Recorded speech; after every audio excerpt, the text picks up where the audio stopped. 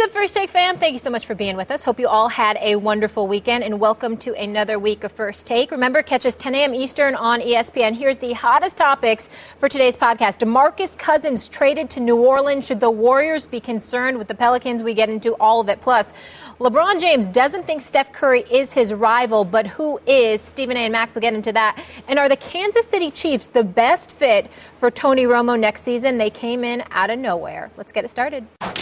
Hey, hope you all had a wonderful weekend. Welcome into another week of First Take with these two lovelies. What's going on? Stephen A., Max Kellerman, I'm Molly Karam. How we feeling, fellas? I'm feeling great. Yeah? Ready to go. All right, let's do it. So if you thought the major storyline in New Orleans was going to be Kevin Durant and Russell Westbrook playing on the same team for the All-Star game, think again, folks. The Pelicans made a splash yesterday, trading 3 players and 2 picks for DeMarcus Cousins. So here's the deal.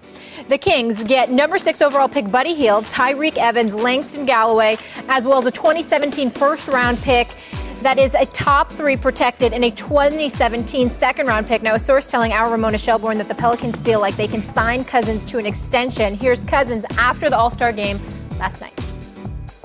All-Star questions first, please. Yeah. All-Star game questions. What other questions we got? Hey, DeMarcus, can you kind of sum up your All-Star experience? And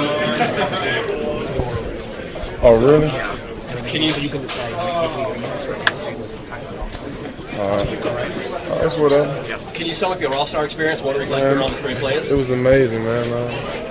I enjoyed the city of New Orleans. I love it here in New Orleans.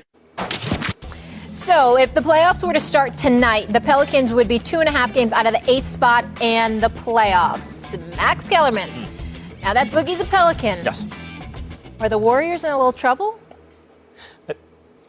You say that with a straight face? Are the Warriors in trouble? Did they bring back like Punked or Candid Camera or something? Are we serious? Are the Warriors in trouble because a non-playoff team got an excellent player who, by the way, commanded so little on the trade market that okay, of course, Vlade Divac and Vivek Ranadive got taken advantage of, as they do in every trade, because they're a terrible organization. You hear a trade goes down with the Kings, you go, well, we know who got the better of that. So they got, it was a heist, as Stephen A. just mentioned on SportsCenter. But are the Warriors in trouble? Like, what is the idea here that because they don't have Bogut anymore, they're susceptible to a team that can play in the paint, that can post up, and now they have a guy who can do that in Boogie? I mean, Anthony Davis, too, is a big, but certainly Boogie can do that. I mean, yeah, that addresses a kind of strategic weakness in the Warriors, I suppose. But they don't have a backcourt to take advantage of it. They don't have shooters. They don't have any perimeter players to go around those two guys. You're integrating a huge new piece in Boogie Cousins. We don't know how that's going to work. I mean, like a team like Memphis might theoretically give a team like the Warriors problems because they have big guys who can play down low, and they have cohesion because they've played together for many seasons now, and a backcourt, etc. And no one really thinks Memphis would beat Golden State. So is Golden State in trouble because they just took advantage of Sacramento and added a top 10 player to Anthony Davis? No. Golden State is not in trouble. I don't care if they're the 8 and Golden State is the 1. They are not in trouble at all. They are in the opposite of trouble. They're not in trouble, but I wouldn't be so dismissive and disrespectful towards the impact of this deal the way that you're being right now, because there have been times in NBA history that we've seen it. I remember back in 2007 when the Dallas Mavericks went 67-15 and the Golden State Warriors, led by Baron Davis and Steven Jackson, ran them out of the building in 6 games. What happened in that game? It wasn't that they had more skill than the Dallas Mavericks. Certainly, they would, it was helped by the guard play of Jackson along with Baron Davis. And considering today's league, they're assisted in that regard.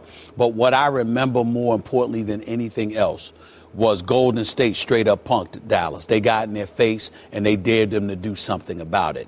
And I remember a time when, CP3 was being coached by Byron Scott in New Orleans, and Byron Scott had an opportunity for CP3 and those boys to get back at Jason Kidd because of Byron Scott's relationship with Jason Kidd and what have you. CP3 went berserk, and you saw CP3, who usually doesn't talk much, literally screaming into the camera, "He can't guard me." And you just saw something like that. The reason why I would tell you don't summarily dismiss anything, because even though I believe in the Golden State Warriors and I believe in their skills and I believe they went up against New Orleans, they take them out primarily due to guard play and the fact that all you have right now is Drew Holiday because you don't really have anybody else along with those two dudes. You got to remember that playoff basketball slows down. It gets a bit physical, and the weakness of the Golden State Warriors is in the interior. So, unfortunately, in a series like that, assuming both of them are bringing their A game with them, we have to make that assumption just for the sake of argument. If that were to happen, now we find ourselves completely dependent on the officiating and how the game is called. Because if you let them get physical and they take the ball inside and your lone answer is a significantly undersized Draymond Green combined with Jaja Pachulia, all right, and JaVale McGee, you now have a problem. And that is where things can get interesting. Do they compare to the Golden State Warriors? Do the Golden State Warriors have nothing to worry about? No, because their strength doesn't have to respond to what New Orleans with DeMarcus Cousins and Anthony Davis can throw at you. But go back to LeBron James and how they were ultimately able in Cleveland to overcome a 3-1 deficit. LeBron James takes the ball down low. He plays with his back to the basket. He gets a bit more physical in terms of posting up and whatever. And it dictated tempo. So that disrupted Golden State to some degree because you couldn't get out and run the way you like to and the way you're customarily accustomed to doing so, rather. And so when I look at DeMarcus Cousins with an Anthony Davis, again, a two-man crew ain't going to beat, Golden State. But at the same time, I do find myself intrigued by the possibility because I say to myself, how would the referees call this game? And Alvin Gentry was the former lead assistant in Golden State who kind of knows what they do. Do you have the horses to do it? If you can dictate and change tempo to some degree, you could make it a little bit uglier, slower, and who knows what could happen just in terms of making it interesting. They got a real coach, too, and they got twin towers that are no joke in their primes at a very high level. I mean, each one of those guys is a top 5 talent. Anthony Davis and now Boogie Cousins, whether or not they're both top 5 players. Right. What Boogie commanded on the trade market suggests he's not a top 5 player, but just in terms of talent and skill, he might be. I mean, it's tough to find a guy that special. And now they got 2 of them. So I understand if the refs called everything their way and both guys, because now they also have to play together. I know the Kentucky connection, that's one thing, but now you got to get back on the court. You got to get 2 bigs who neither one plays exactly like a center nor exactly like a power forward. They're both hybrid bigs. How do you use them both? Let's assume that Gentry figures out the exact perfect way to use them. Everyone else around them plays perfectly. They get all the calls, and their rate of improvement accelerates by the postseason. What are they going to do? Take it to a game 6 if they're lucky? I mean, they ain't getting to a game 7, maybe a game 6, but that means every single thing's got to break their way. This Warriors team, in addition to everything else, is a finely tuned machine at this point. They already have integrated Kevin Durant, and they're killing everybody. What seed can they get to in the West, Stephen? Say what? What seed could they get to in the West? How high could they go in the West? No, I say no further than the first round because they'd be an 8th seed and they have to go against Golden State. But what I'm saying is let's also not ignore what Golden State is going through. You got to remember something. There's something to be said about having absolutely nothing to lose. And that would be the New Orleans Pelicans. You have absolutely nothing to lose with 2 of the top 5 talents, arguably, in the game. Clearly top 5 talent in Anthony Davis. There is no question about that. And the best big man in basketball in DeMarcus Cousins. Temperamental and all, you're talking about dudes that know how to be rough riders, that will get after it, especially when they have nothing to lose. And even though we all believe Golden State is coming out of the West, understand that you're playing with house money if you're New Orleans, and if you're Golden State, you're playing with all the pressure in the world. Not just because you're the 2-time Western Conference champions, not just because you have a nucleus in place that's already won an NBA championship, but coming this year with the addition of Kevin Durant, and all eyes are going to be on him because, after all, you left Oklahoma City after being in Game 7 of a Western Conference Finals to join this team because ostensibly you want to win a ring bad and you can't do it with Russell Westbrook all that pressure, you just never know. It can get very, very interesting. That's why if LeBron gets a little more help, maybe he and Kyrie Irving and Kevin Love, if he gets healthy, and J.R. Smith gets healthy, and everyone comes together, and Kyle Korver gets hot, and they get something else, maybe the defending champions can get them in 7 games. Yep. But not this squad. Yeah, but I guess what I'm saying to you is that, and I'm not saying the squad itself, but I don't ignore that psychological stuff, because in my 20-plus years of covering the NBA, I've seen that happen again. I've seen dudes fold because of the pressure. See, if you're playing against LeBron, if you're Golden State, it's not that much pressure. You already lost to him. He's the best in the world. Everybody was anticipating this matchup. So now it's just a matter of us playing ball. Whereas in the case of New Orleans against the Golden State, for example, with an Anthony Davis and a DeMarcus Cousins, you're not expecting anything. They ain't supposed to. You ain't getting anything either. They ain't supposed to beat you. They ain't supposed to do anything. You got to tell you, if you could sit up here and tell me you've never seen a series or competition where a prohibitive favorite has flat out folded like a cheap tent, then come talk to me. In a best of 7, this would be unprecedented. A team like Golden State. I'll say this, though, in terms of what the Kings just did. Right. Going forward, if they hang on to Holiday or failing that, figure out to get, an undervalued commodity like a Bledsoe or whoever it is, and get a couple of 3-and-D wings. Mm-hmm. Next year, and they keep Boogie, a lot of ifs, but if they do all that, whether they got a real coach, he's locked he's locked in through next year. He's locked in through Boogie. next year. Yes. Yeah. Next year, then by the end of next year, you could have a real problem in New Orleans, but not this year. And that's when he becomes a free agent after the following season. Okay. We want to hear from you guys about Boogie going to the Bayou. Should the Warriors be worried about Boogie in the brow in New Orleans? Go on Twitter and vote on that. We're going to keep the conversation moving, though, here. The most anticipated moment from this weekend's All-Star game was Kevin Durant and Russell Westbrook and how they'd interact. We got our first answer in the first quarter when Durant threw an alley-oop to Westbrook that had the bench going crazy. Both Westbrook and Durant downplayed the significance of the alley-oop. Here's Russell. First quarter, you and Kevin Durant, you pass the ball to each other, kind of, have some fun. It's all over now. Yeah, he threw a lob. That's all that happened. He just threw a lob. It's basketball. Yeah. That's it. All right, the reunion, Stephen A., we were all waiting for. What'd you take away from it? Well, my takeaway from it is that Russell Westbrook is as real as it gets. Because he's not playing. He feels the way that he feels, and it's not a joke. It's not an act. It's not a game. You saw Russell Westbrook's mom and Kevin Durant's mom, 2 wonderful, lovely women that I've had the pleasure of meeting both in the past. They were hugging one another and taking pictures together. And, but Kevin Durant, he's not going to back up either. Clearly, he knows that he's the villain. He's the bad guy in this equation. But in the end, it just highlights how serious of an offense it was. And Kenny Smith of TNT, blessing us with his presence to come on the show Friday from New Orleans, said it best. It was straight disrespect. There's no way around this. And, Kevin Durant is like, I'm trying to win the title. I ain't got time for all of the pleasantries. You don't want to talk to me. I don't want to talk to you. They walked by each other on several occasions prior to the game. You're on the court playing basketball. Of course, you're going to pass it to one another. You're supposed to. And everybody is, the players were right, clapping, and, they understand what the moment is and, trying to make light of it or whatever. And Russell Westbrook has no problem with that when you're on the court together.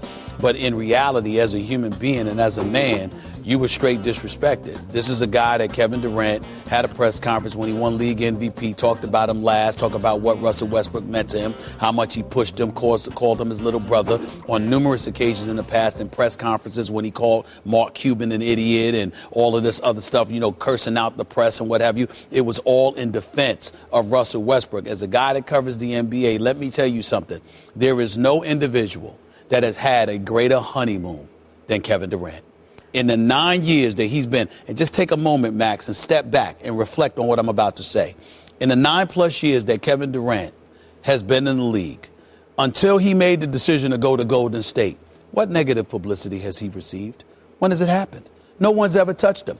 Personal issues going on, supposed to get married, didn't get married. Nobody brought that up, as well as they shouldn't have, because it's none of our business. Other things that was going on with the team, nobody questioned anything. People had questions about Russell Westbrook. Kevin Durant was the basketball ambassador. Kevin Durant was the great guy. Kevin Durant was the role model. And he's deserving of all of that. Please don't get me wrong. But what I'm saying to you is that considering his greatness of a basketball player, Think about how great he is, and think about how close he is to LeBron James, and then think about the shrapnel of criticism that LeBron James has had to be subjected to his entire career.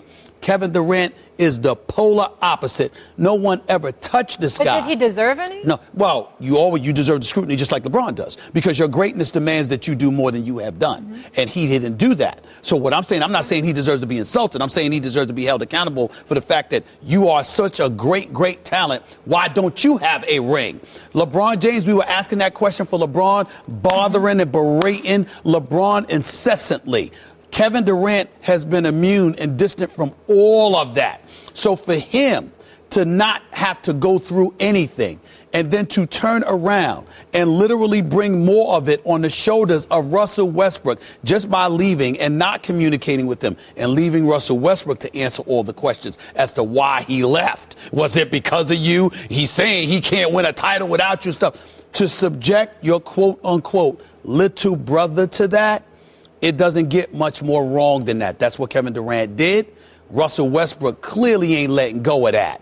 And that's real, and I appreciated the fact that this weekend he didn't play into what everybody else was trying to play. He didn't make any headlines, any news, but he wouldn't capitulate to what everybody wanted him to capitulate to. And I respect that. Yeah. Westbrook keeps it, as the kids say, 100. That's right. And I say keep it 90. Give yourself a little wiggle room. But Westbrook keeps it 100. That's why he's my favorite player. Like a lot of people's favorite players. I want to answer your question, Molly, and then I want to engage with some of those points that you brought up about KD. Sure. This was a divorce. This is what I took away from the game. Yeah. There was a divorce. It's been finalized. It's all legal now. They're divorced. But they got a kid, and they got to deal with that. So, you know, there they are on the court, and the ball is the kid, and, okay, got to drop the kid. Or, like, when they have to deal with the kid, they have to at least play the game. And act like adults. And act like adults. They behaved like adults on the court, but that's it. They are not trying, especially Westbrook, is not trying to have anything to do with his ex, other than the responsibility he has with him, which in an all-star game is, there's the kid, here it is, give it back, score. That's it. In terms of your stuff with KD, one thing that stuck out to me in the All-Star game was there's Harden, there's Westbrook, there's KD, all legit MVP candidates. They all played together. Now, I know it was a little pre-prime, but Ibaka was on that team too, and they didn't sniff a championship. They got beat up when they finally got there. Well, that's just in 5 games at one time, and they were young. Now, why doesn't KD get flack? I think he does get a certain kind of flack even before, like what you referred to as the honeymoon period. He had it for a while, but the flack I heard him get was that he wasn't like alpha. It really was Westbrook, and that was the problem, and he didn't want it like Jordan or Kobe or even LeBron nowadays or Larry Bird or Magic Johnson or one of those guys who wins championships. That was definitely a narrative. One of the things you and I have argued about is I compare it to what LeBron did in, the decision when he goes down and joins his friends. And you say, no, it's different because he joined a machine already, won 73 games. I would call it the decision 2.0. Like LeBron laid the framework where the old timers were saying, what? You're joining forces with Dwayne Wade? Let's not forget a top 3 player in the game back then. And KD took it to another level. Forget about just joining forces. I'm going to join the super team that's already in place. To me, that's LeBron 2.0. It rubbed a lot of people the wrong way and put him over the top as a villain. But even before that, what you refer to as the honeymoon period went on for, I'd say, 5 solid years, and then there started to be whispers. Why isn't this team going farther? Why doesn't KD assert himself? Well, you said 2.0.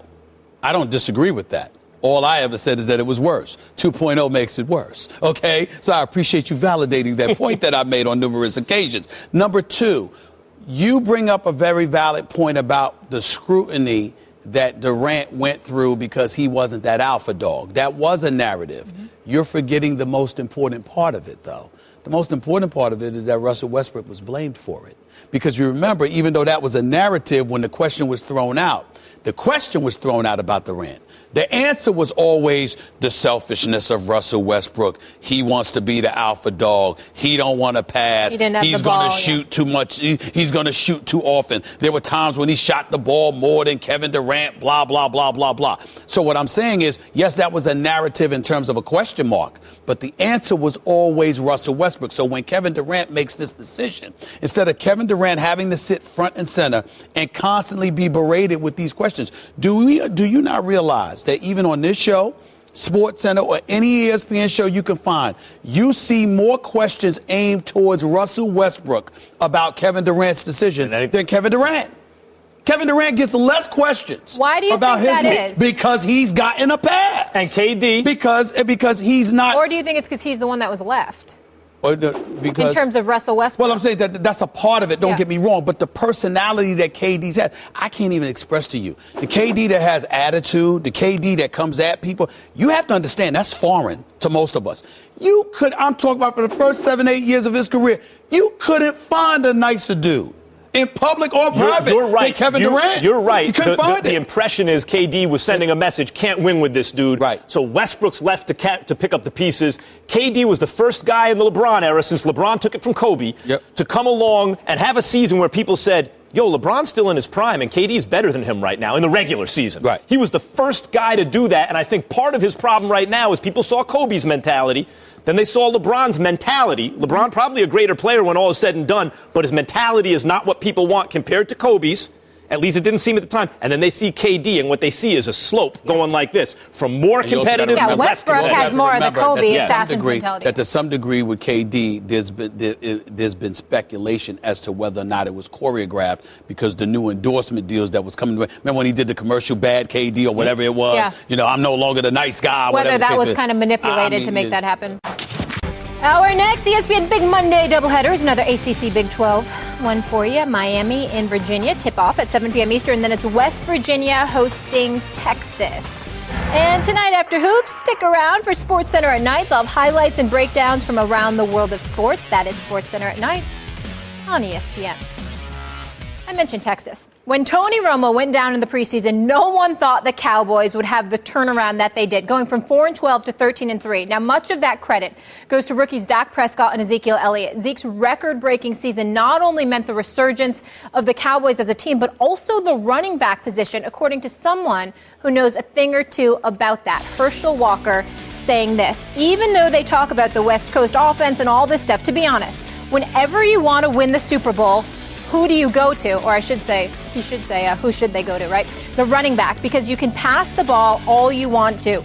But when you want to win the game, you better be able to run the ball, and you better have a running back. Look who's here. A friend, Damian Woody. Good to see you on a Monday. Here. Top What's of the going week. on, everyone? It's better than us. Damian. Stephen A., I want to start with you, though. Do you agree with Herschel Walker? No, I do not. I definitely think there's a benefit to a running game. Certainly the Atlanta Falcons should have exercised it with Tevin Coleman and Devontae Adams.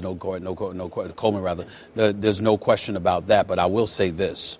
You look at some of the top rushing attacks in the game overall.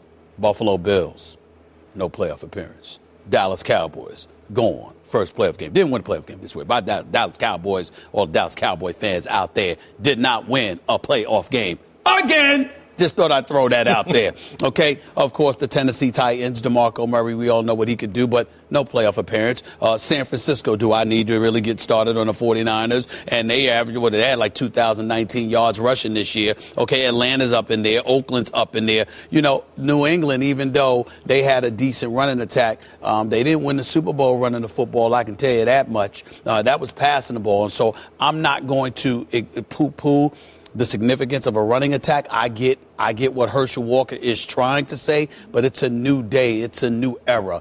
You got to prioritize being able to pass the football more so than running the football in order to be successful in today's NFL. It's not a zero-sum game. Of course you need to be able to run the football. When you see the numbers like quarterback passes this many times, they don't win.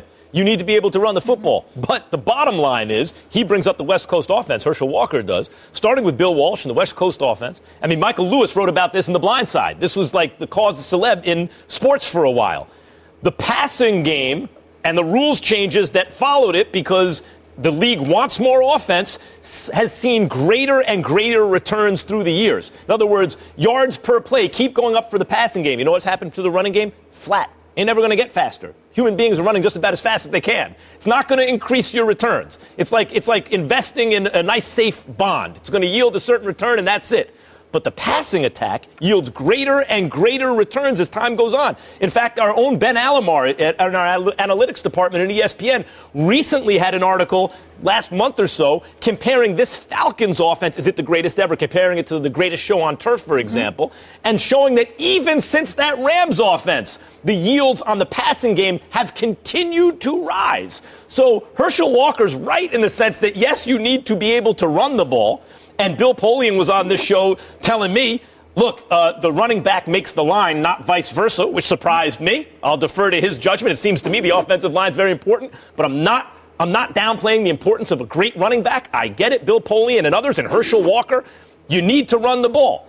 But if you want to compare it to the passing game and pretend like it's more important, in fact, not only is it less important, it keeps getting less important relative to the passing game, and that's why they keep passing the ball more and more. Well, first of all, I have to agree with both of y'all. Defense wins championships. I think we've all seen that in the Super Bowl. Even with the last Super Bowl with the Atlanta Falcons, part of it, they shot themselves in the foot by not running the football, but what got the Patriots back in the game and ultimately winning it was their defense. They were the number one team in scoring defense in the league. Now, getting back to the running game. Where things change in the National Football League is when I was with the Patriots, when we played the Indianapolis Colts with Peyton Manning, we had rule. That's when the rule changes happened where the league suddenly shifted to the passing attack. That was the focal point of the league because the league wanted more passing. Well, guess what? At that point, the running back position became, I would say, kind of irrelevant because guys weren't necessarily versatile, two-way guys that could run the ball and catch the ball. So it really took the lower levels, the collegiate high school level, for guys to kind of, the position started to reinvent itself. So then now you're starting to see guys like Le'Veon Bell, David Johnson from the Arizona Cardinals. These guys come in the league and they can do it all. They can not only run the passing attack now. They are they are featured in the passing game. These guys not only are adept at running the football, but these guys can line up as wide receivers and run routes like wide receivers. That's why the focal point of the running game is more about the versatility of the running back, not necessarily the running skills of the running back. You look at the New England Patriots. When was the last time New England had this stud running back in the backfield? They keep winning championships, but you can go back to Shane Vereen. You can go to Dion Lewis, James White. What do all these guys have in common? They can catch the ball out of the backfield, and that's another threat that a defense has to worry about. Let me take this in a different direction because I appreciate the point that you're bringing up, and I need you to educate me about something.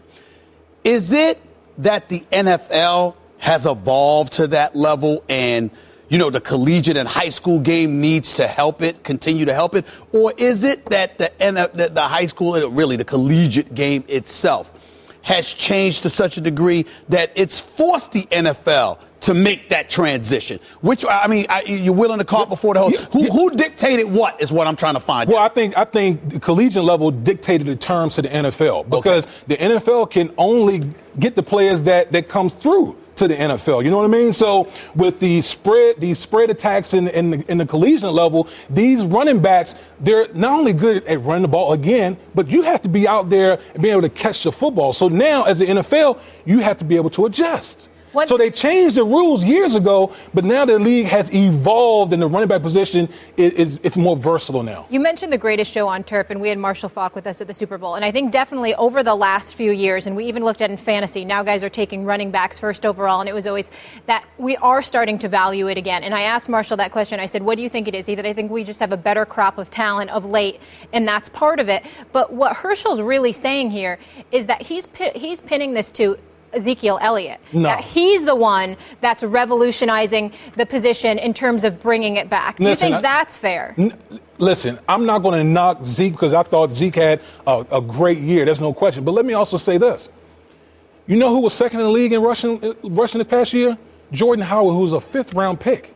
So, I always say the running back position is the easiest position to assimilate into the National Football League because really it's about just instincts. When it comes to the running back position, it's instincts. It's not like the quarterback position or maybe the wide receiver position or cornerbacks where, it takes refined skills to really excel to the next level. Running backs, either you got it or you don't have it when you come into the league. I want to ask you one more question about this. Educate me, as Stephen A. said, on this subject, because it seems to me like there are so many offensive packages without a fullback on the field compared to what they use, right? It seems to me that another way to take what he's saying, Herschel Walker's saying here, without pinning it to Zeke necessarily, is it's gone so far in one direction that it needs a little correction. Does the league need a correction? Do teams that want to be successful need a correction back toward the running game, or is that not what's going on? Well, no, listen, here's how the game is won today. Obviously, you need a quarterback. If you don't have a big-time quarterback, you're not going to win. You're not going to win a Super Bowl. That's just the bottom line. Defense wins championship. What the running game does, running games will finish the game for you. So the passing attack gets you ahead. Now you have the running back and the defense to finish it out for you. That's where a guy like Zeke and some of these other premier running backs, that's what they're there for. That's what the Atlanta Falcons failed to do, was run the football. Yeah. Right. Once they got up big, they forgot they had two studs in the backfield. You have to have the balance, though.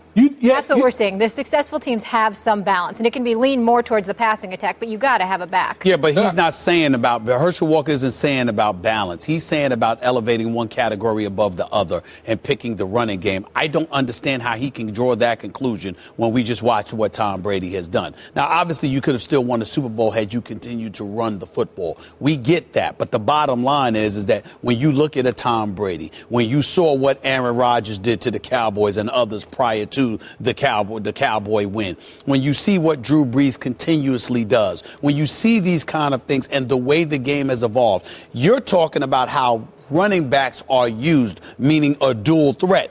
Herschel Walker is alluding to you strictly running the football, and I don't think that's enough. But the running back's never going to be a face of the league. That's not going to happen. Yes, but he's anymore. attributing to the turnaround, obviously, to having Zeke there in addition to Dak. Yeah, absolutely. Well, Damien sticking with us. Coming up next, DeMarcus Cousins is heading to the Bayou to play with fellow Kentucky alums Anthony Davis. What does this mean for the rest of the NBA? We'll break that down for you. I don't know. And we have the latest in the trouble surrounding Darrelle Revis. You don't want to miss how a former teammate feels about that. Don't miss Super Tuesday tomorrow on ESPN. First, South Carolina takes on the Gators at 7 p.m. Eastern, then Iowa hosts Indiana.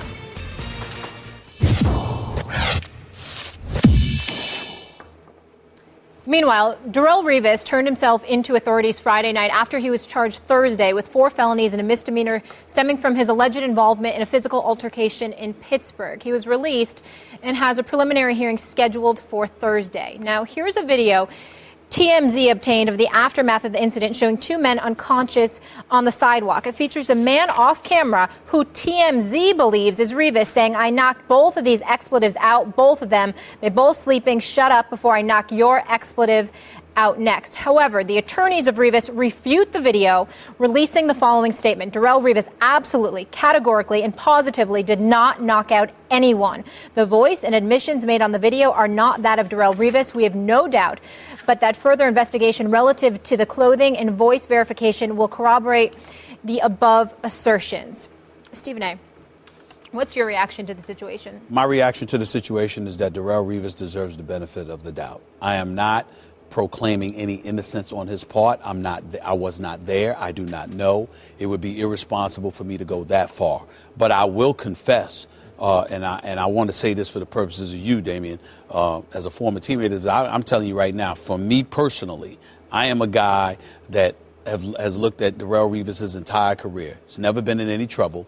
More importantly, he's known as a mercenary. He is about his money. He's scheduled to get paid $13 million next season. He had a $2 million bonus coming up. He's out there 2 a.m, right? And you're saying 2:30 in the morning. What the hell are you doing out there? And then come to find out he's not at a club. He's not out partying or anything. He went to the real estate property that he's investing in, okay? And somehow, some way, he runs into a confrontation with these dudes. And I don't believe that's coincidental. I think that there is nothing. Absolutely. And we do this all the time. And you know, we get, it's the professional athlete. They're the name. They're the ones that have their names put in a bright light. I pride myself on having this seat every morning to make sure that fairness is exercised. Your history matters. What in Darrelle Revis's history tells us that he's a troublemaker? That he just going knocking people out and starting trouble and being out 2:30 in the morning doing all of this. What in his history tells us that?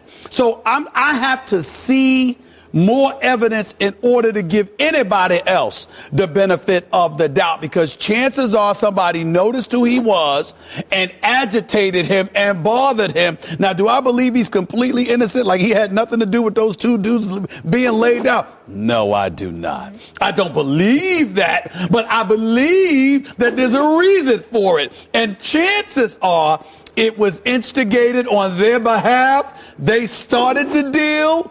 He closed the deal. That's my personal belief, but I have no evidence. On Friday, before the denial came out from Rivas' attorney, I was dealing with this topic as though Rivas had hit him and knocked him out and said that that's a suboptimal reaction. In other words, there's a better way to react to the situation, but that doesn't mean necessarily he's guilty of a crime. Depends what led up to the KO, right? But now his attorney's coming out saying that wasn't Darrelle Revis who did it. And there is a presumption of innocence, as you mentioned, Stephen A. I know someone used to be a defense attorney, you guys know him too, who used to prep the jury, prospective jurors, by saying, in criminal cases, by saying, if you had to vote right now, what would you say? And they would say, well, I have no information about the case. There's no way to vote. And he would say, that's actually, as a rule of law, incorrect. That's incorrect. If you have no information, you must vote not guilty. There is a presumption of innocence. People don't really wrap their heads around this, I think, properly. So Darrelle Revis, particularly because you mentioned his history, involves nothing like this. But even if it did, there's still a presumption of innocence. That's the first level. The next level is, even if he did it, there are various scenarios that I can envision and I could imagine that would justify it. I'm not advocating violence. I'm not saying it's his best reaction, but there are scenarios you can imagine where it's like, don't record me. Someone gets in his face. There's an altercation. He's a world-class athlete. They're not. A fight ensues and he wins the fight, right? Like stuff like that can happen.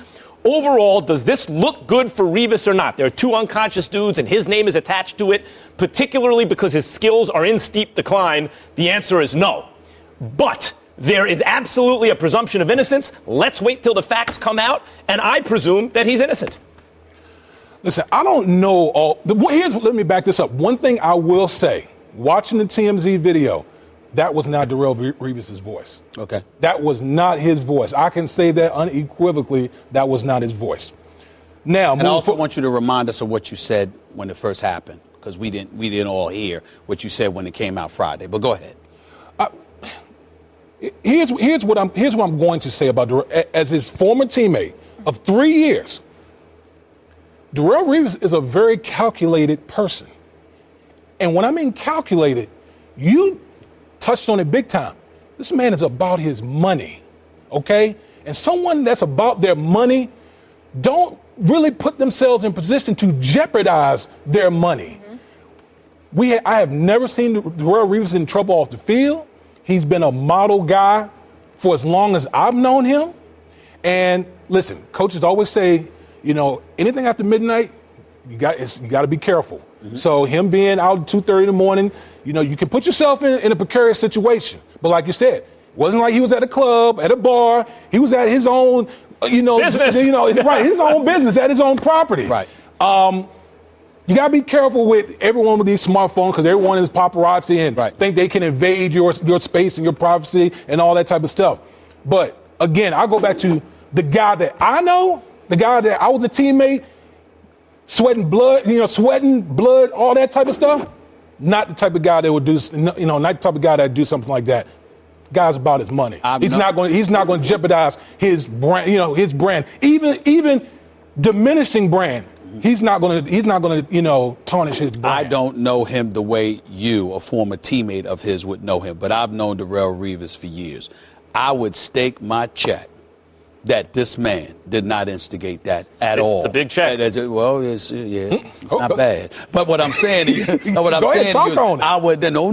But I will tell you that this guy, he is about his money, man. I mean, he counts it before anybody else does. He sees it. He sees the forest from the trees. I cannot imagine a scenario that would involve Darrelle Revis dictating or instigating something that could end up putting him in this position. Because anything, especially with Roger Goodell, interest of the league, image of the league, protecting the shield, and anything that could ultimately happen. They're talking about whether or not they should cut him, whether or not they should move him to free safety. He's got a lot of things up in the air to contemplate.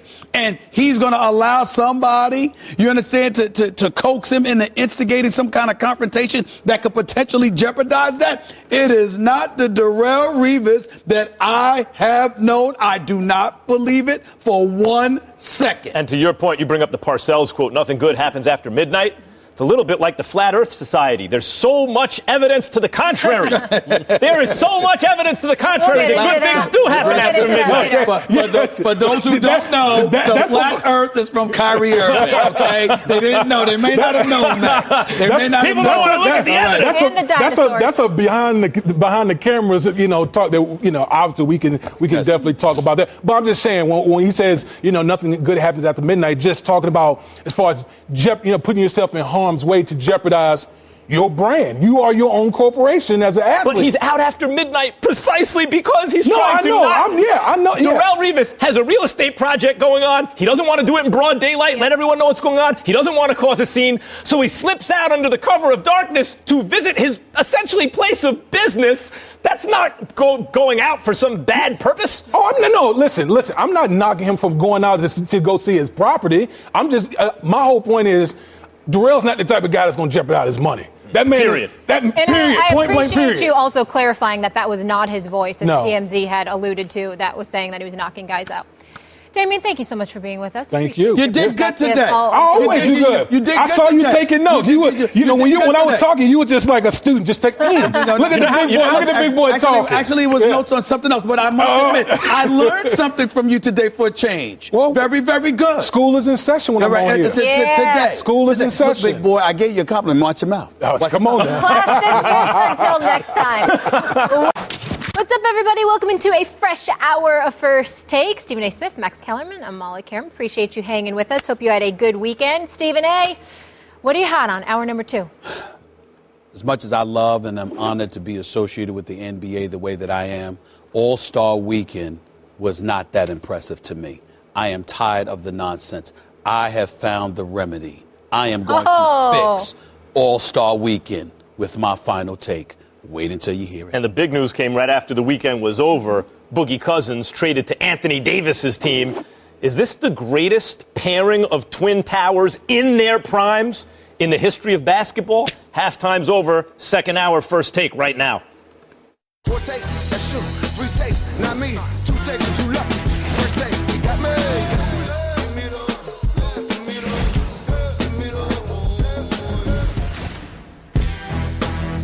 I don't have a rivalry with Steph Curry. There's no way you can say, let's talk about a rivalry, and you say Bird and Magic, Carolina Duke, Ohio State Michigan, and then say LeBron and Steph. It's disrespectful to what those other 3 that I just named, that you even try to put us in a class with that. We haven't had enough battles, and who's to say we will have future battles, we'll see. But to put us in category with, it's impossible. You can't do it. LeBron says it's impossible. He is not a rival with Steph Curry, despite the fact that LeBron and the Cavs have faced Curry's Warriors in the finals 2 years running and are on a collision course for 3 straight this season. So, Max, if it's not Curry, then who is LeBron's biggest rival in the NBA? Well, it should have been Kobe once upon a time, but they never got to link up in the finals. That would have been the passing of the torch had LeBron overcome him at the time when it wasn't clear who the best player was. But really what LeBron's saying here is he's peerless. It's more psychological ammunition to debilitate Curry, really. There's no one in LeBron's category. He's saying that. Who's in LeBron's category? It's not KD. It's not Steph. Nobody is as good as LeBron. Really, his rival, to answer the question, Molly, Stephen A., his rival is teams. It's the Spurs, or it was the Spurs. Now it's the Warriors. And in a larger sense, his rival is MJ. If you want to pick out a player who he's competing against, it's Michael Jordan. And he's on the record saying as much. That's who he's chasing. It's none of these contemporary players. It's not a debate, but it's more a difference of opinion. I get where you're coming from. No problem. But I'm going to look at it a little bit different, man, you, Max Kellerman, because I'm kind of a troublemaker. You see, it's supposed to be Kevin Durant. It's supposed to be. Because if Kevin Durant is universally recognized as one of the top 2 players in the world in terms of his individual repertoire of skills, then the only reason it's not a rivalry is because one individual hasn't held up his end of the bargain. And that would be Kevin Durant, who, by the way, is 5-18 in their last 23 meetings against one another. He has been, now mind you, Molly, Max, do you know that Kevin Durant averages 29 points per game against LeBron James in their meetings with one another?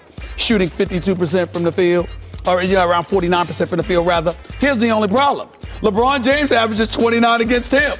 Shoots 52% from the field, plus wins. So what I'm saying to you is that if we're talking about the greatness of LeBron, Max, we ain't talking about the greatness of the Cavs. We ain't talking about the greatness of the teams that go against the Cavs or the Miami Heat when LeBron James was on those teams. What we're talking about is an individual. And from an individual perspective, we all have to step back and put on humble pie and acknowledge that Kevin Durant is one of the top 2 or 3 talents on the planet. He's 6'11". He's 7'6" wingspan. He can pull up from 30. He's got a handle. He can go on. He can score on the break. He hits on damn near 90% from the free throw line.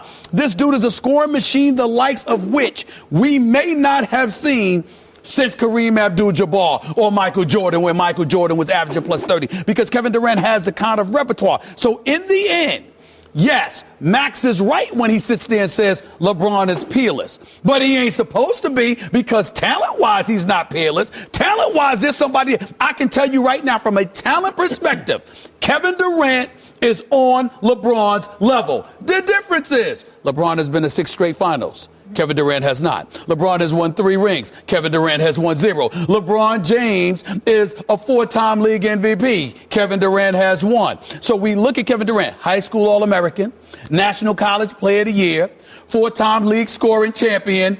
This dude is all world, except one problem. At the end of the day, your resume. So they can't be right. I'm going right to your point. They haven't battled. I am going right at your point. Sure. Because, yeah, LeBron is peerless, and you bring up KD. It's a great point. He's amazingly talented. It's no competition. Right. But that's what I'm saying. That's how great LeBron is. It's not to KD's discredit. It's to LeBron's credit. Think about this. Mm-hmm. And this is why he's chasing MJ. Okay. When MJ was around, Hakeem Olajuwon was in his prime. Hakeem had a little crew with him, too.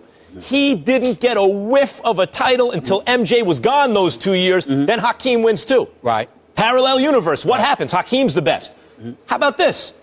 Shaq coming off a great season where the Bulls. I got you. Keep going, because I got you here. They had a 60-win season the year after MJ gets back. He has a full year back, not a little piece of a year. I'm with you. And a 60-win season, and Shaq is squad up. Penny, the whole crew, 60 wins, and Jordan spanks him. Shaq was no competition for Jordan. Olajuwon was no competition for Jordan. No competition. Not a single person on earth thought they were.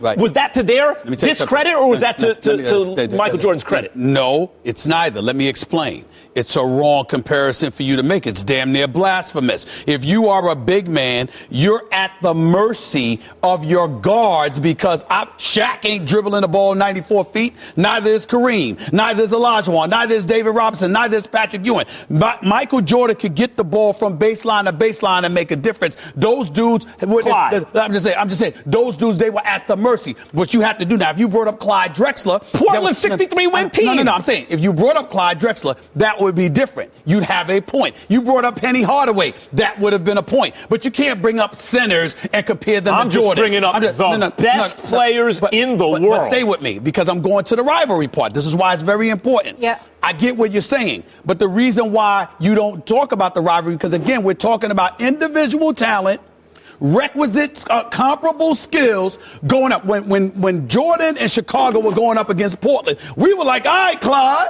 what you gonna do? Jordan's coming. Where you at? And Jordan was like, didn't I tell you you can't mess with me? What the heck do you really think you can mess with me? But that's my point. When you are the GOAT. But let me go to this. So now we go to KD.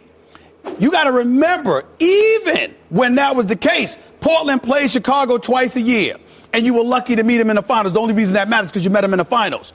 You're sitting up there, you're KD against LeBron. You've gone against them 23 times, and you won 5. Got no wins. I mean, you won 5, and then you had lost 5 straight before you beat them January 16th. Let's say that Clyde would have matters. You think Clyde and his crew would have gone up with Michael Jordan and those Bulls 23 times? Would his record be any better? No. It's just he was in the Jordan era. He's not as good. Go ahead, and then I have one question. I'm not saying that. What I'm saying to you is the reason you can make that comparison is because they played the same position. They got requisite skills, so we're saying one is better than the other. Right. Now what you're going to do? You can't do that to Jordan against a Shaq or Olajuwon or somebody. Okay, but you can Clyde. do that. But you can do it with LeBron. There's no comparison with Clyde. But you can't do it with LeBron against KD. This is what I'm saying. It's comparable. Right, this is what I'm saying. Jordan took a guy like Clyde Drexler, an all-time great, a dream teamer, all that kind of stuff, and reduced it to a non-argument. That's nothing against Clyde. It's just MJ. That's what LeBron just did to KD in the league. He MJ'd the league. That's why his real rival is MJ. That's the difference between Max Kellerman and I. I'll be damned if I didn't help that against Clyde Drexler. Because it's one thing to lose. It's another thing to get annihilated. You as cold as ice, Stephen A. There's a difference between, and I love me some Clyde Drexler,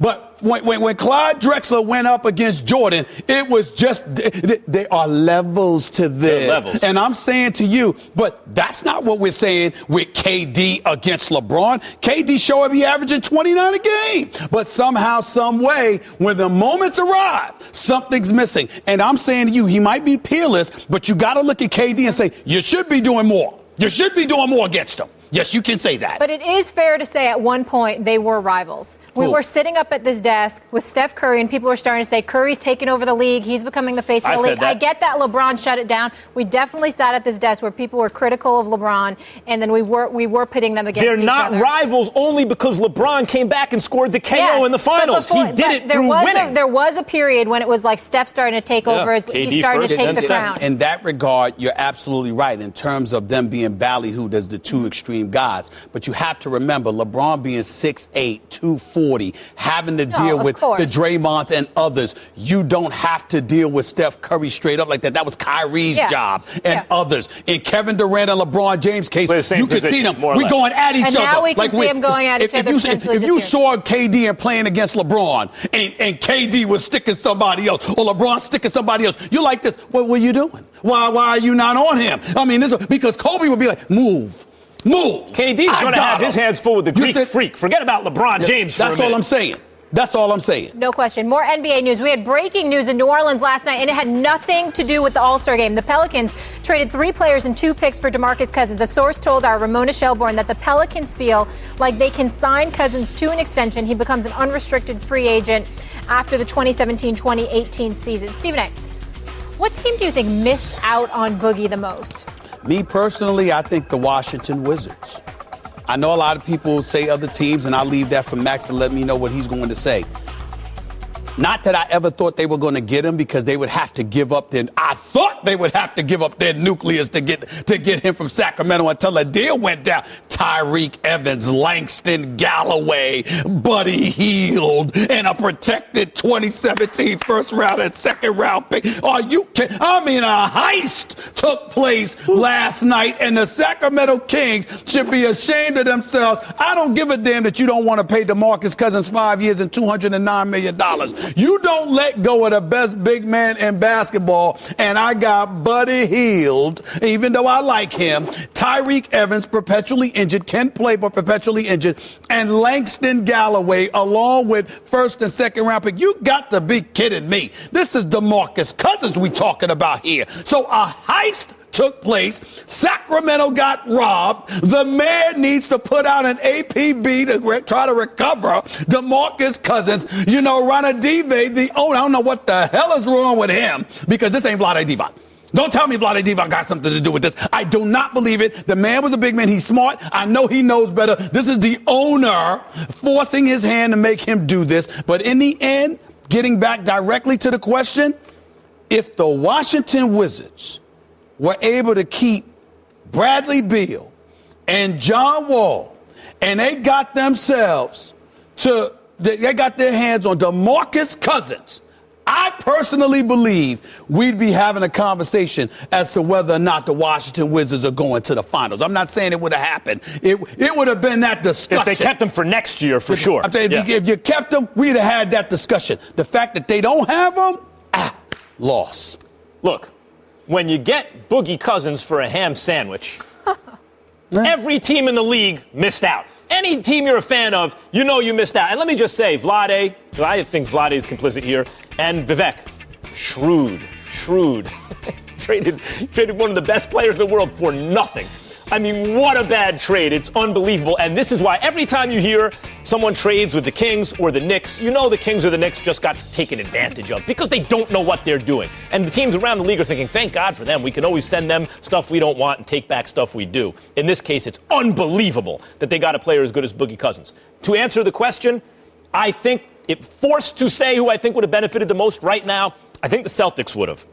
I know Isaiah Thomas, played with him, but Isaiah Thomas has really developed, now has the gravitas of a leader in the locker room, of an alpha personality on a team, of an MVP caliber player, has played with him in the past.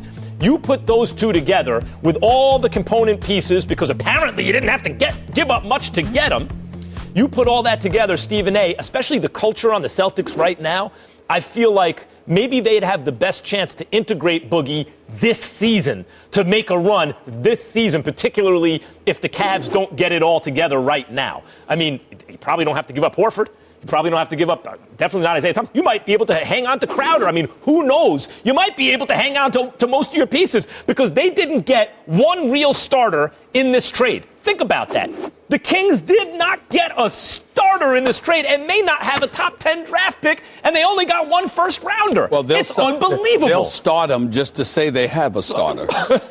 Okay, but that don't mean it's a real, legit, bona fide starter. And, we have critics out there that don't think much about DeMarcus because, as a matter of fact, we all have a particular boss who's very opinionated on these matters, always constantly talking about how DeMarcus Cousins and others will be going. Right there. The boss will remain nameless in this matter, but damn it, his basketball knowledge needs to be challenged when he says such nonsensical things. Because at the end of the day, when you talk about DeMarcus Cousins, let's be clear. He's the best big man in basketball. How toxic does this mean the league views him? Because to give up nothing for him, that's their best offer. Well, listen, the league must view him as a pariah. The league may very well listen, he's leading the league in techs, okay? He's got ejected from he already got 17 technicals on the season. We understand that. What I'm saying to you is they could talk about how they view him all they want to. Tell me the team that wouldn't want to have him. You got to remember, Sacramento's letting him go because they can't. They're clearly thinking they don't want to give him $200 million because they ain't going nowhere. And he's never only one season last year where he won 33 games. Outside of that, he's never won more than 28 games in the season. But that's because of the talent that you've had around him, not because of him. DeMarcus Cousins becomes just the second player in NBA history to be traded midseason while averaging 25 points and 10 rebounds per game. The other, Wilt Chamberlain. Late last week, a source told our Ed Werder that Tony Romo expects to be released, not traded, and believes he can start for 2 to 3 more seasons despite turning 37 in April and, of course, his well-documented injury history. Now, according to Peter King of Monday Morning Quarterback, the Texans and Chiefs make the most sense as a possible post-Dallas destination for Romo. Let's focus on the Chiefs and Alex Smith versus Romo right now. So Romo is 4 years older than Smith, has played in 9 more games, has a higher career passer rating, has thrown for over 6,000 more yards, thrown 91 more touchdowns, but has only one more career win. Look who's here. Will Kane. You've watched a couple Cowboys games in your day, huh? 1 or 2. Yes. Yeah. Stephen A., I want to start with you, though. Are the Chiefs the best fit for Tony Romo? Because it feels like this one came out of left field. I do not believe that. And the reason I don't believe that, believe it or not, I'm going to be kind today. It's not because of Tony Romo. It's because of the Kansas City Chiefs. First of all, up until Andy Reid arrived, you literally had a couple of years where a wide receiver didn't even catch a touchdown for them. Yeah. Jeremy Maclin comes on board. They obviously do a better job after acquiring him from Philadelphia. Travis Kelce can play the game of football as well. It's cold in Kansas City. Y'all know how I feel about Missouri in the cold weather, particularly with a guy as fragile as Tony Romo, who I don't expect to stay healthy for an entire season anyway. But I also think that when you look at the personnel in place, with everything that I've said, that puts too much of an onus on Tony Romo. And because of that, I think it's an untenable situation for him. I don't think that's ideal for him. I think the ideal place for him to go, or the ideal situation for him to go to, is a team with requisite weapons, a team like Denver, who has a good enough running game, but have a bevy of wideouts to throw the football to.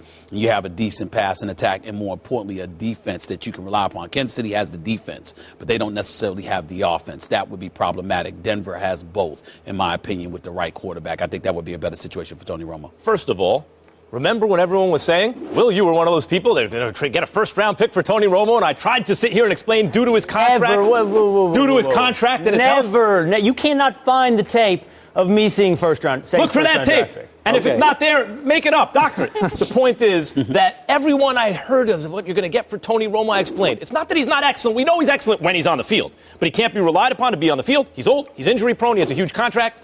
And I was trying to tell people he has very little trade value. In fact, as it turns out, he has zero trade value. None. They will get nothing for Tony Romo, which is kind of along the lines of what I was trying to tell you all along. Now that I've patted myself on the back, sometimes if you don't blow your own horn, there's no music, so occasionally you have to do that. I do understand. You're used to that. I will say this.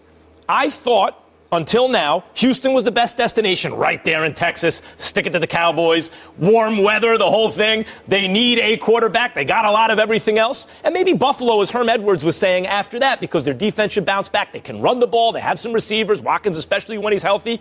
I would now say that at Denver, there are too many problems on the offensive line right now, and for an injury-prone quarterback, I would say right now the Chiefs would slot in ahead of Buffalo and below Houston as the second best option. And it says a lot about how highly Romo is thought of around the league when he's on the field, that Alex Smith, good quarterback, but can't really get it down the field. They look and they say, if we could have that guy on the field when we need him, Tony Romo, maybe we could win a Super Bowl. I'd say the Chiefs are right behind Houston. Yeah, because Alex Smith is good. He's not great. Tony Romo is great. The Kansas City Chiefs are not the best fit for Tony Romo, not because of some kind of negative attributes of Tony Romo or even of the Kansas City Chiefs, as you alluded to. It's more exactly as Max said. It's because the Houston Texans are the exact perfect fit for Tony Romo. Kansas City's good. They've got a middle-of-the-pack offensive line like Houston. They have weapons. Tony Romo, we all know, likes a tight end. He likes to deliver the ball to a tight end. The Kansas City Chiefs have, a top 5, top 3 tight end in the league? Yep. Travis Kelce would possibly be the happiest man in the NFL if Tony Romo made his way to that town. The problem is it's just all perfect in Houston. This is the top defense in the NFL. And as you said, Kansas City, also good defense. But with Clowney on the rise, Watt back, this is a defense that can win a championship. And to put Tom Savage as the leader of that team is almost a travesty. If Tony Romo is the quarterback of the Houston Texans, they are immediately a Super Bowl contender. They are a top 2 AFC team right there behind the Patriots. Smart money would be behind the Houston Texans with Lamar Miller, DeAndre Hopkins, and Tony Romo to go along with that defense. That's where this should happen. And by the way, if it doesn't happen, shame on the Texans. Reportedly a few years, Peyton Manning was somewhat interested in the Houston Texans as an option. Instead, he went to Denver. They blew a 3 to 4 year window with also a pretty good team. Instead, stuck with Max Schaub and guys like this. If they do that again, despite their financial situation with Brock Osweiler, shame on them. They've got a coach, a team ready to win. You cannot do it with Savage and Osweiler. You talked about Travis Kelce. Who's Houston's tight end? That's a good question. Ryan Griffin? Yeah, some dude, CJ Fedorowicz or whatever his name is. He was their tight end last year along with a couple of other guys that don't particularly move us. So you predicated your argument on the importance of the tight end position. You know what I'm saying? You looked at the Kansas City Chiefs. He's not limited to delivering the ball to the tight end. Well, he's not. Of course, he's not limited. He's a quarterback. Of course, you can throw the running backs, you can throw the wide receivers, but at the same time, because we're talking about Tony Romo here, and we're talking about an individual that needs to get the ball out of his hands quickly, because that will definitely provoke less hits. Those are the kind of things that you have to take into consideration. I love how you, Will King, throw out the word great so easily when it comes to Tony Romo. I'm starting to think that your definition of great is tantamount to Max's.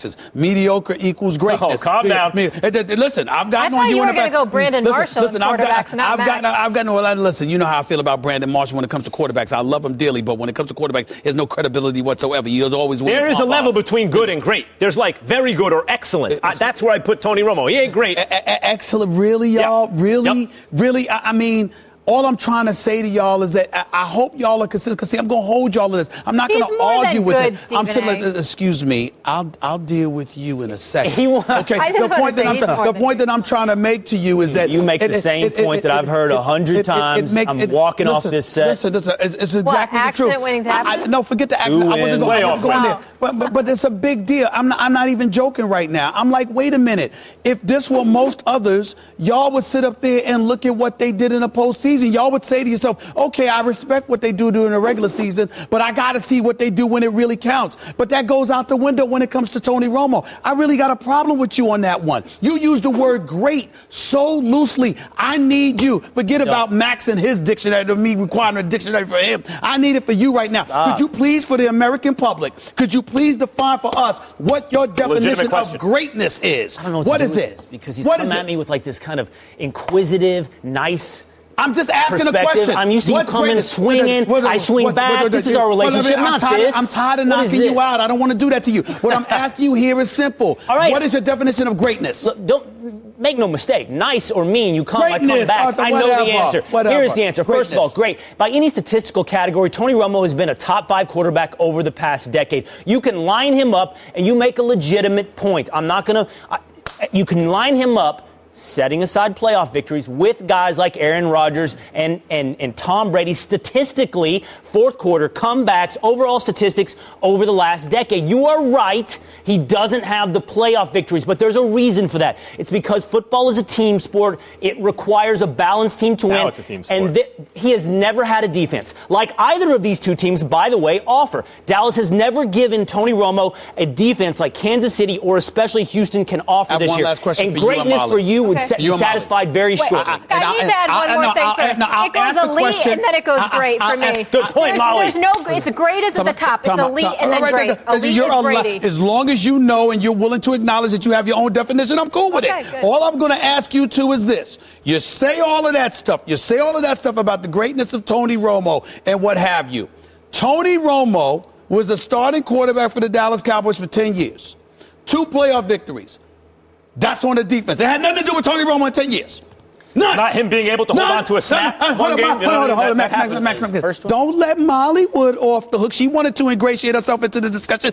In 10 years, Tony Romo, he never had anything to do with it. Of course he contributes to it, but I do think when you look at the crop of all the quarterbacks in the league, they're not growing on trees, and I think why he played, I would consider him a great quarterback. He is not elite. He is not Tom Brady. He's not Aaron Rodgers, but he is a step below. And he's close to a guy like a Ben Roethlisberger. A step below with there you go. Victories. Thank you, Molly. And by the way, last Rivers or Tony Romo. All right. We're going to break. And I like Romo. Will's hanging with us. I want to work with y'all. I don't have to be great. I know what great is now. 19 years old to put on an NBA uniform, but should the NBA change when prospects can enter the draft? We'll get into that. And 2 of the NBA's best big men now will play together in NOLA. Are they already the best big man combo of the history of the association? Keep it here. It's First Take.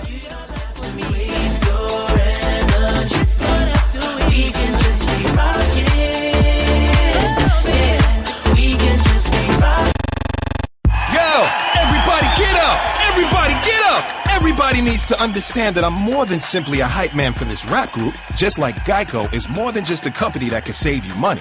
Geico also has fast and friendly claim service, so they can help you when you need it most. And while I do love being a hype man, I also love reading for children's audiobooks. Like Little Bo Peep, she lost a sheep, and she don't know where to find them. Yo! Geico. Expect great savings and a whole lot more.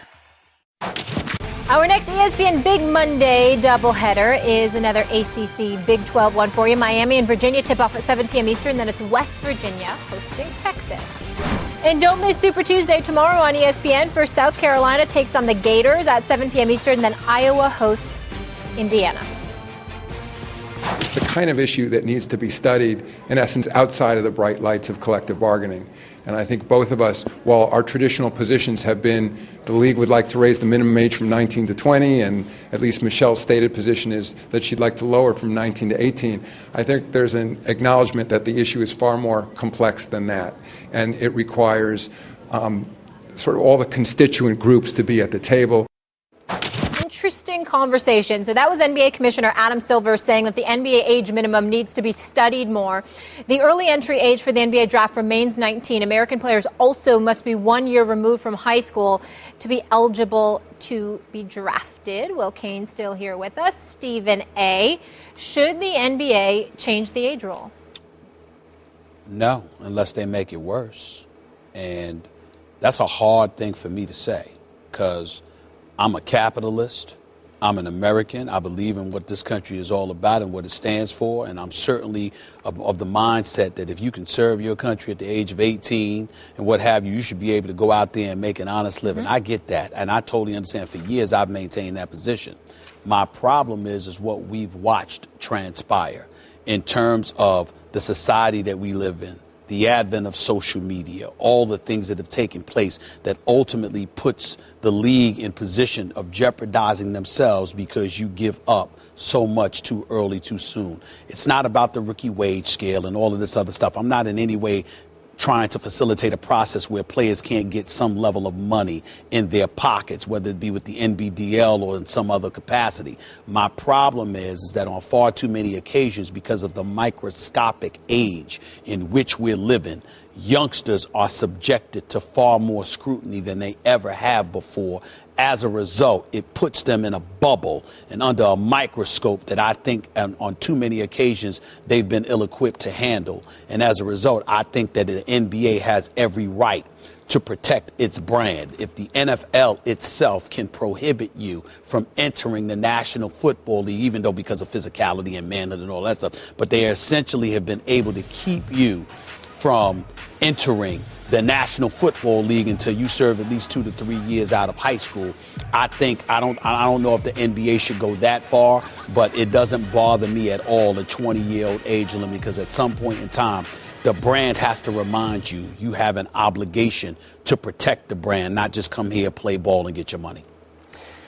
I don't know how you went through all that analysis, though, and ended up at that conclusion. First of all, I don't think the motivation of the NBA is to protect these youngsters, and then I agree with that. So we're not looking for these guys to necessarily mature and take care of them and then become better, more productive, safe human beings, and then therefore, even being cynical, better for the NBA brand. This is a giveaway to college basketball. This is a collusion between the NBA and college basketball to maintain relevance and stardom at the college basketball level.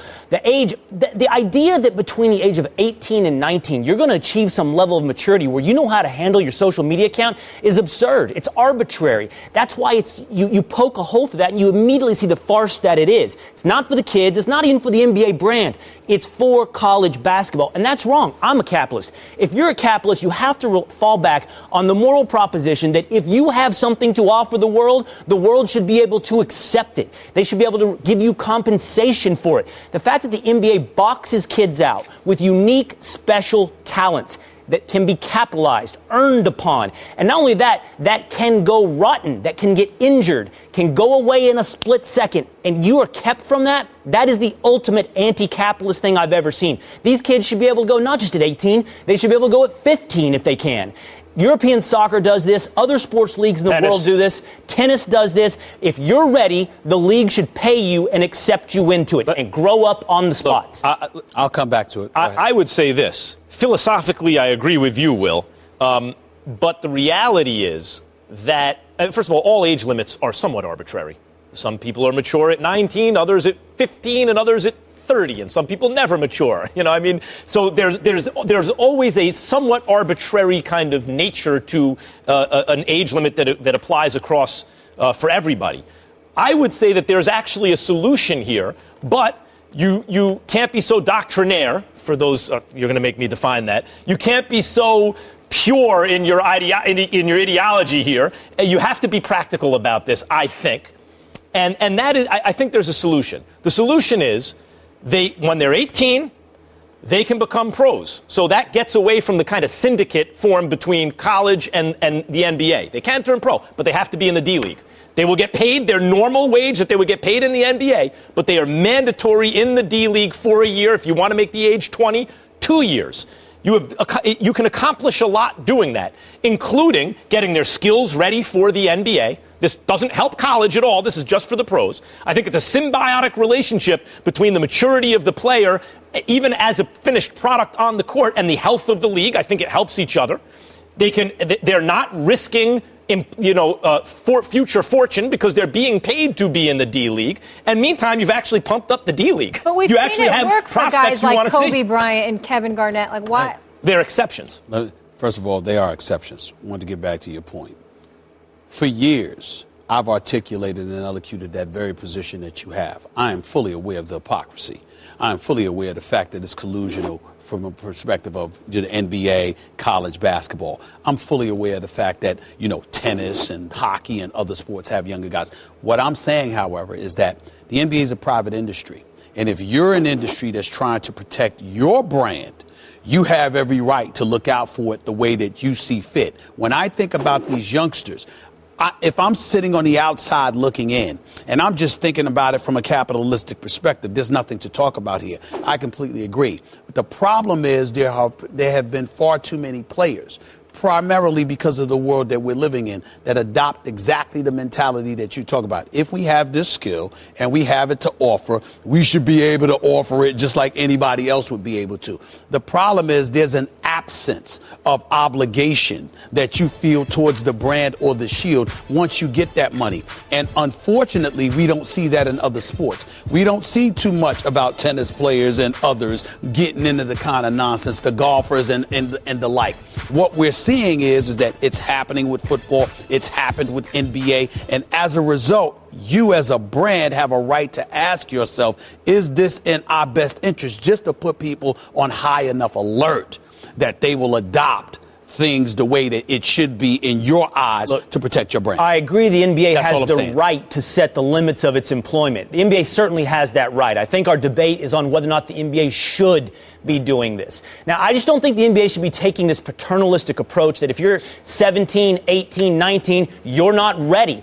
I don't know, and I'm not, maybe 538's done something like this. I don't know. Are 17, 18, 19-year-old NBA players getting in more trouble with the law? Are they having more problems in their life than 23-year-olds are, 22-year-olds? I don't know. I mean, common sense would tell you, I guess at 22 you're more mature and less susceptible of getting in trouble than 17 or 18. But I really haven't even seen the data on that, whether or not it's true. And Max, on the D-League thing, here's the thing. These half measures, I know you called it pragmatism, but these half measures often end up with the worst of both worlds. The one and done is the worst of both worlds. It doesn't help college basketball. They don't build stars. They don't build name recognition. It arguably doesn't make the college basketball game any more entertaining, so it's not protecting them. And on the other hand, it's hurting these kids, and they're not able to get to their earnings potential quicker. The D-League is something similar. I think Molly's point about Kevin Garnett and Kobe Bryant is not necessarily an exception to the rule. They may be, I understand there's a bunch of players who don't become Kobe and Kevin Garnett, but why would you force them in the D-League? What are you going to pay them? Half their salary? What I would say their salary? You're still hurting their earnings potential for what? Maturation? No, you pay them the full salary. Maturation? You pay them the full salary. They just got to stick in the D-League. Look, here's the issue that we're running into right now. There's so much talent and upside with these kids that the teams want to snap them up before they're really worth it because they may one day be worth it. So you have an inefficient marketplace. Kids getting paid too much, kids forced in over their head, not developing well, etc. If you just talk about the product on the floor for the NBA, which is what you want to do apparently, right, then actually it helps to have a halfway house between college and the pros where they can develop and make money. Let's not forget one of the other subjects that we're tackling today. We're talking about the All-Star game. We're talking about how pathetic it was. We're talking about the absence of effort and what have you. Why? Large part due to those guaranteed contracts that they have, and they don't have to worry about it. There's but so much effort that they have to put forth. Well, it's emblematic of the age that we're living in. Again, I'm not talking about compromising their money. I'm simply saying that protecting your brand and establishing that there's a level of decorum, not just performance, but decorum that comes along with it. We all have that in corporate America. A lot of times, the athletes themselves don't have it because of the guaranteed dollars that they have. I'm saying you have to take that into consideration. You're probably right with all the details that you're pointing to, but it gives me cause to pause because I once was dogged in exactly what you explained until I see some of the attitudes of these guys just because they got guaranteed Can't money. protect people from failure. You can't protect teams from failure. Yeah. You can't protect the league from failure. You can just allow everybody to do their best. And we see it in so many other fields, musicians, actors. I don't know. I just think if you can fight for our country and go risk your life, how can you say you can't shoot a basketball? You remember, we're not talking about them not for money. We're not telling them not get their money. No, you can do all that stuff. Just maybe not in the NBA. Well, thank you so much for being Thank you, guys. According to our Mark Stein, the Pelicans acquired DeMarcus Cousins for 3 players and 2 picks. Now, this brings together 2 of the best big men in the league.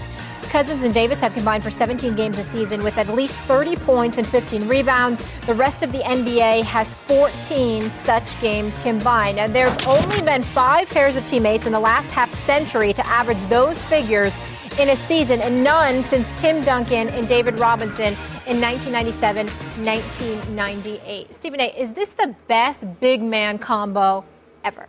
Well, I don't think we can say that because they haven't bounced the basketball together yet, as far as I'm concerned. I'm not going there. I mean, obviously, you look at their talent and you say, okay, they're young, they're in their prime, maybe. But for me, I don't look at it that way. I look at it as let me see what they do together, because together is going to tell the story. And listen, we might look at the best big man instead of combos overall, MJ and Scottie Pippen and what they were able to do. Obviously, this is a little bit different, and we get that reality. But the point is, DeMarcus Cousins he won 33 games last year. That is the most games he's ever won in a season. He's been in the league 7 years now. He has never been in a playoffs. He has never won more than 28 games in a season, but once. Now I got you in New Orleans with Anthony Davis. How are you two going to pair with one another? How are you going to mesh? How are you going to play? It's a huge, huge question mark. I would tell you, as separate individual talents, these brothers are big time. There's no doubt they're both averaging about 28 and 12. I get that, but I gotta at least see them play a few games together before I'm willing to ordain them in any capacity. Because guess what? I don't know how. I believe it's going to work in a very advantageous fashion, but I don't know that yet. I have to see. I will put it like this: there's never been twin towers on the same team in their primes as good as these two. That hasn't happened. Now, you can look at Duncan and Robinson, but Robinson was coming off the injury, and he wasn't quite the same by the time they had Duncan. They had several, unless they won a championship together, so they were great. But I wouldn't call that a prime David Robinson. And part of that was he deferred to Duncan because he was doing the right thing and everything and was still an excellent player. But that wasn't the David Robinson that led the league in scoring and all those things. You could look at McHale and Parrish, but the fact is Robert Parrish was generally not considered a top 10 overall player in the league back then. And certainly no one was arguing, hey, Robert Parrish is a top 5 NBA player. At the position, yes, of course. But no one was arguing top 5 overall player. Sampson and Olajuwon? Sampson was excellent for several years. No one was arguing he was a top 5, arguably a top 5 player. These two guys, there are arguments that they're both top 5 players. Now, certainly Anthony Davis, yes, and Boogie Cousins is generally considered in the top 10 somewhere.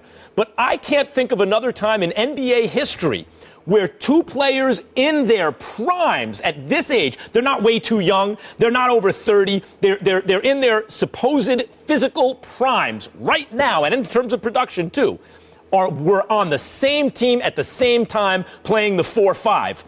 I don't think it's ever happened before. Their upside is tremendous. We'll see if they can actually fulfill it. But if you wanted to say two best bigs in their primes ever on the same team, on paper right now, this is it. Well, you look at Olajuwon with Barkley. You can't ignore that, even though Barkley had come from Philly to Phoenix. I know he's not a big, but he's a frontline player. And so what I'm saying is, even though Anthony Davis is taller, the game, not that his game is similar to Barkley, but the role that he has to play is similar to Barkley. Was older. Because Barkley could go inside or he could go outside. All I'm saying to you is that, again, when you look at their young talent as individuals, that's fine. But I got to see you play together before I start making such proclamations. Because, again, when you're accustomed to losing like DeMarcus Cousins has been, now that you've got Anthony Davis as your teammate, there's really no excuse. So we're going to find out what you're made of. We're going to find out what you bring to the table. And your temperament has a lot to do with it, because we've seen at times individuals regress when they had to share the rock, when they had to share the load, when they had to sit up there and take that step back. And that's something that we have to take into consideration. Everything is fine when you got nothing to lose in the ball. On paper, Stephen A., yes or no? Best twin towers in their primes ever on paper? Well, listen, I look at Ralph Sampson with Hakeem the Dream Olajuwon at that time. I can't ignore that. I really, really can't. So I can't say that. That's probably the best counter. Back at the time, I can't say that because the game was different back then, and their game was tailored towards that era. So I can't say that definitively. I have a comment that you guys can't ignore. So Kyrie Irving was on Road Tripping with RJ and Channing podcast, where he said, wait for it, the earth is flat. He went on to say that he's seen a lot of things that have been told to him as a fact, but turned out to be completely fake. Max, the earth is flat. Your reaction to Mr. Irving? He's got to be trolling everyone. There's no way he really believes this.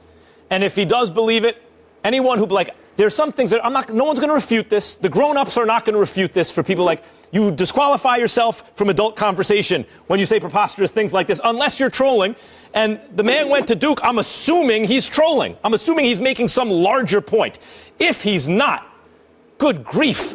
I mean, oh my. He also doesn't believe in dinosaurs, apparently. Stephen A? He had to be joking around. I mean, Kyrie Irving is not somebody that I find to be, lacking intelligence or anything like that. He did go to Duke. It was only for 1 year, 17 games. But damn it, he had to get into school, and I'm going to assume that he was joking. I'm going to give him the benefit of the doubt. It's Kyrie Irving. He's getting the benefit of the doubt from me. I think they teach at Duke that the world is round. You are so disrespectful. He is going to fall off a cliff. Shut the hell up. That's not even close to my best. They're wrong. And I don't give a damn that they agree with me or not.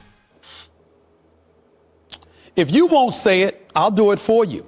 The NBA All-Star Weekend stinks. Don't bother faulting the networks or the fans either.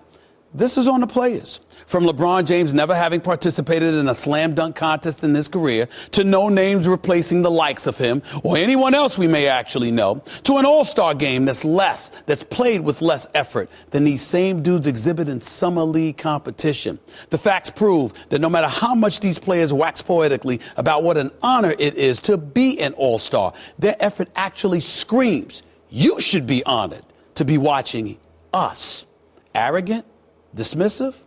If you picked one of those categories, I wouldn't blame you, particularly once rationalizing that since All-Star Game winners get $50,000 apiece while losers get only $25,000 to add to the coffers of their multi-million-dollar guaranteed contracts, why would they care?